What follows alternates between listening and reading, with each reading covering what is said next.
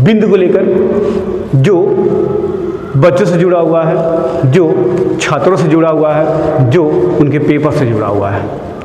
आज हम बात करेंगे, क्योंकि पेपर में उनका यूपी बोर्ड चाहे सीबीएसई बोर्ड हो 17 और 18 फरवरी से शुरू हो रहा है, और 17 और 18 फरवरी जब शुरू हो रहा है तो उनके पास कोई समय नहीं बचा है। और समय न बचने की वजह से अब उनके पास दिक्कत ये होगी कि वो लोग ये सोचते होंगे कि हम इस कम समय में क्या से क्या पढ़ लें और क्या से क्या गेन कर लें, जिससे कि हमारा परीक्षा में बहुत ही अच्छा नंबर आ जाए और मैं बच्चे अच्छे नंबरों के साथ परीक्षा को उत्तीर्ण कर लूँ, पास कर जाऊँ। लेकिन सबसे बड़ी ज़रूरत है कि आप लोगों के पास जो तनाव आता है, उस तनाव से निपटने का सबसे बड़ा कारण क्या है कि आप पहली बार उस बोर्ड की परीक्षा में फेस आउट करने जा रहे हैं। जब आप फेस आउट करने जा रहे हैं, सामना करने जा रहे हैं, इसका मतलब यह है कि आपके पास तनाव होगा। उस तनाव से निपटने का सबसे बेहतर कारण ये है कि पहली चीज़ तो आप तनाव मुक्त रहने के लिए अपनी मन पसंदीदा जो चीज़ आप करते हैं फंक्शन में वो करें, जिससे कि आप तनाव मुक्त रहेंगे।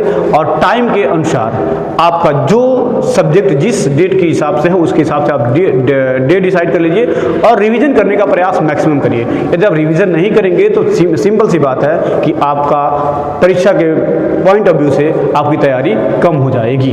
लेकिन यहाँ पर ध्यान देने की बात ये होगी कि आपको नई चीज़ कुछ नहीं पढ़नी है। जो आप पिछले साल भर 1.5 साल से पढ़ते हुए चले आ रहे हैं उसी का रिवीजन करना है, उससे अलग कुछ नहीं पढ़ना है। यदि उससे अलग आप ज़्यादा कुछ पढ़ने का प्रयास करेंगे तो जो आप तक आप पढ़ कर आए हैं, जो आपको याद है, जो आपको रिमेंबर हो चुका है, वो भी डाउट हो जाएगा और आपके लिए उस परीक्षा में अच्छा परफॉर्म करने का जो दबाव अभी बना के रखे हैं वो और बढ़ जाएगा। इसलिए ऐसा करने का कतई प्रयास ना करें। सिर्फ प्रयास ये करें कि हमको एग्ज़ाम में बैठना है, एग्ज़ाम को प्रॉपर तरीके से देना है और एग्ज़ाम के टाइम पे थोड़ा सा ध्यान देने वाली बात ये होगी, आप लोग प्लीज़ इस तरह की व्यवस्था में रहें कि एग्ज़ाम के समय में लंबी दूरी की यात्रा करने से बचें, कहीं अननेसेसरी ज़रूरत ना हो जाने से बचें और सिर्फ सारा फोकस आप अपने एग्ज़ाम और आप अपने सब्जेक्ट के अनुसार चलें। अपने उस समय को दीजिए जो 15 से 20 दिन का सिर्फ आपसे मांगता है। इस दौरान अपने आप को बचा लेंगे तो आपको किसी भी तरह की अनहोनी होने की जो संभावना है वो खत्म हो जाएगी और आप अपना परीक्षा को आसानी से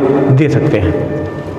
अब हम बात करें कुछ ऐसे टॉपिक्स के बारे में जहाँ से क्वेश्चन ज़्यादा पूछते हैं और यदि उसको आप क्विक रिवीजन में कर लेते हैं तो बहुत ही अच्छा रहेगा, अच्छा नंबर आप पा सकते हैं। जैसे हाई स्कूल का पेपर जो विज्ञान का है वो 25 फरवरी को है और 12 के बच्चों का जो जीव विज्ञान है वो 23 फरवरी को निर्धारित है आपके शेड्यूल के हिसाब से।